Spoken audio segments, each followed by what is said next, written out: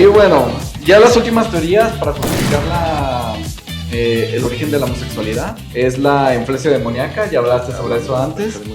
Está la influencia astrológica, que si naciste bajo el signo de Piscis, te toca... Caballero del Zodiaco, ¿verdad? El caballero de Piscis, muy raro.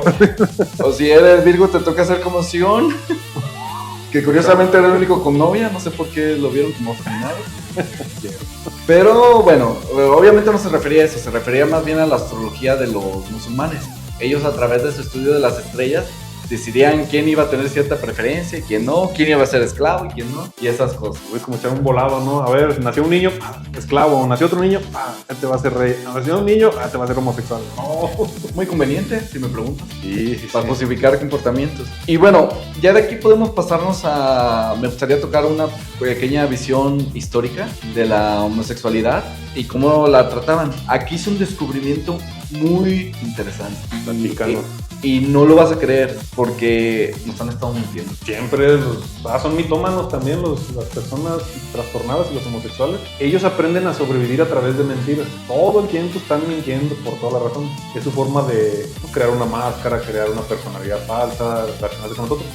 Y a los psicólogos es un problemota porque los psicólogos se basan en entrevistas, en preguntar, Pues imagínate cuánta información falsa han obtenido los psicólogos en sus estudios. Pero nos han estado omitiendo sistemáticamente para obedecer una narrativa.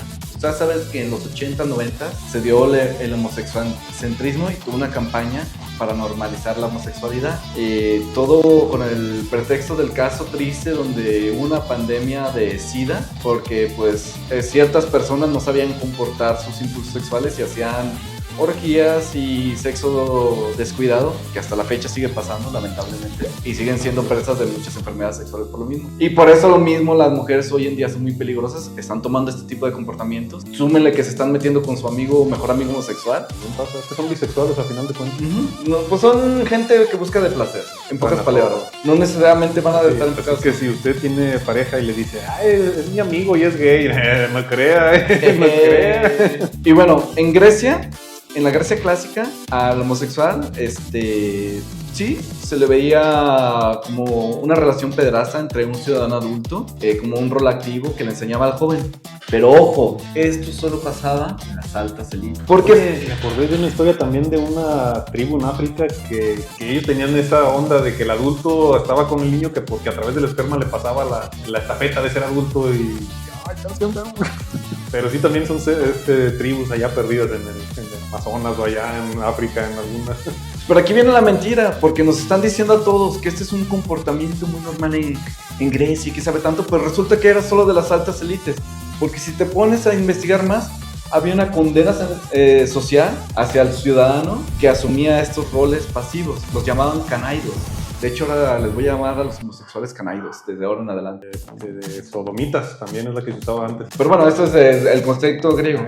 Y no se veía como algo bien visto, porque perdían todo su estatus social, porque pues, era un hombre que no funcionaba, porque en aquel entonces necesitaban que tarde que temprano el hombre defendiera y se reprodujera. Entonces sí, en el nivel rico nomás se permitía cuando eran niños, pero tarde que temprano de adultos tenían que tomar este rol masculino. Y obviamente los que estaban en estatus más bajo también despreciaban esto, porque pues ellos no tenían la capacidad de despreciar. Oye, ligándolo un poquito al último tema que tratamos de la esclavitud en el podcast anterior, hay culturas donde al esclavo se le consideraba como una propiedad y si el dueño de ese esclavo lo usaba para fines sexuales era permitido porque era su propiedad. Precisamente nos vamos a la Roma clásica. Sí, me adelanté otra vez poquito. Donde precisamente el ciudadano, que era el alta estatus social, tenía derecho sobre las personas de un estatus inferior, que era como el esclavo, el prostituto, y como una afirmación de su poder y virilidad, abusaban de ellos. Le diste en el clavo. Sí. Y otra vez volvemos a lo mismo, son comportamientos de la élite. Y esto lo estoy resaltando por algo que vamos a ver más adelante, vas a escuchar. ¿Y qué pasaba? Realmente los romanos condenaban la sumisión. Entonces, si tú ser penetrado o bueno, entrar en el lesbianismo, se consideraba algo humillante, se consideraba algo infame para un hombre libre. Entonces, esto realmente era despreciable. Tú, si estabas con alguien del mismo estatus rico y hacías esta práctica, te despreciaban. Y obviamente tú de abajo, si estabas haciendo estas prácticas, lo mismo, porque eran prácticas de sumisión, como los delfines.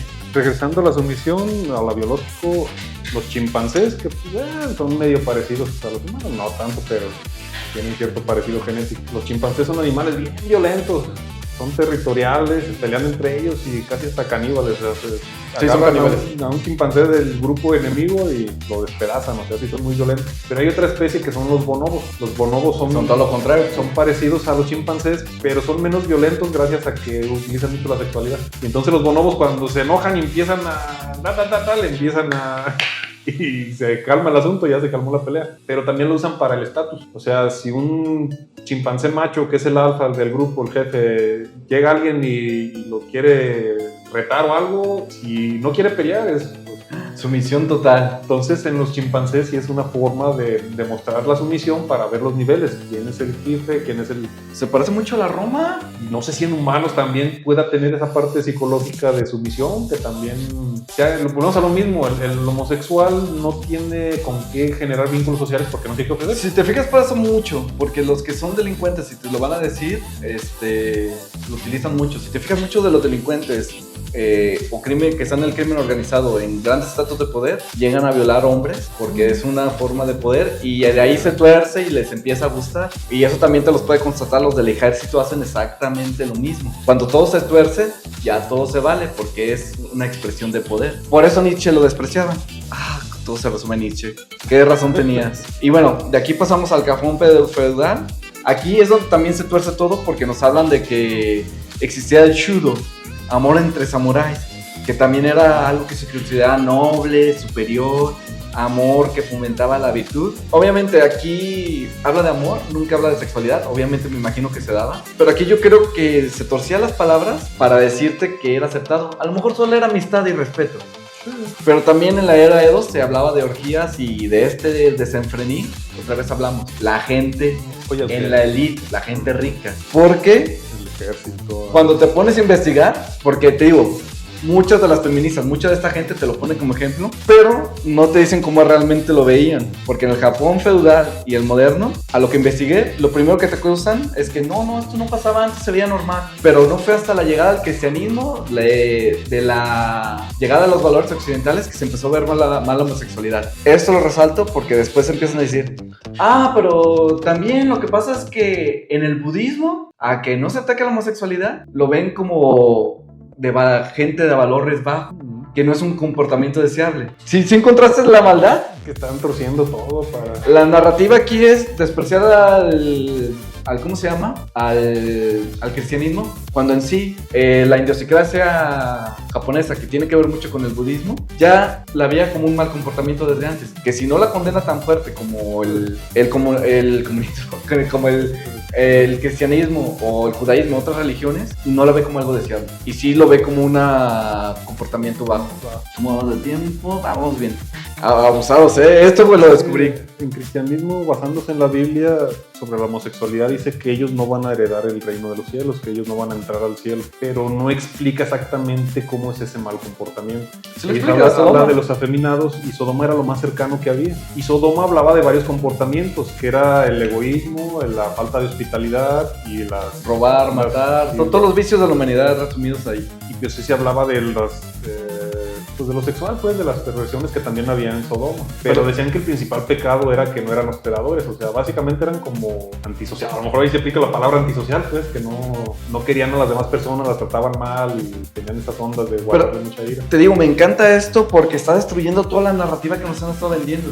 Primero, Roma, Grecia nos la vendían como que era la elite, y que ya era un comportamiento normal, cuando te pones a investigar bien, se veía como algo condenado. Y era una actitud de sumisión y una muestra de los excesos de las élites, que inclusive en China también lo ven como un vicio de las élites, que están entregados totalmente a los placeres, a una distorsión de la realidad. Pues lo que digo, que a los narcisistas, como buscan poder, les atrae mucho la política y pues llevan a la política toda su enfermedad, llevan todos sus comportamientos. Y bueno, tienes toda la razón, pero lo que quiero resaltar eso, porque también esto te lo ponen como una justificación del comportamiento, pero cuando Grecia, Roma, China o la era Edo entra en este tipo de etapas, fue en su decadencia, cuando iban para abajo.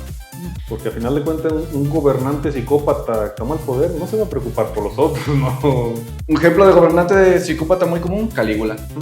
Y tiene todos los excesos, hasta con su caballo. Y bueno, aquí me regresó a lo que encontré, un ejemplo muy tonto, los pueblos nativos americanos, que ahí veían a las personas de dos espíritus como seres iluminados, eran los Yo pienso chamanes. que eso fue un invento de la nueva era o de la Yo también. reciente. Yo siento que esa no es de veras, yo siento que esa sí fue un... Y aunque sí llegar a ser verdad, tengan en cuenta esto, también esa gente era muy violenta. Sí, no te acaban con... También la gente de antes practicaba el canibalismo. También la gente de antes practicaba los sacrificios humanos.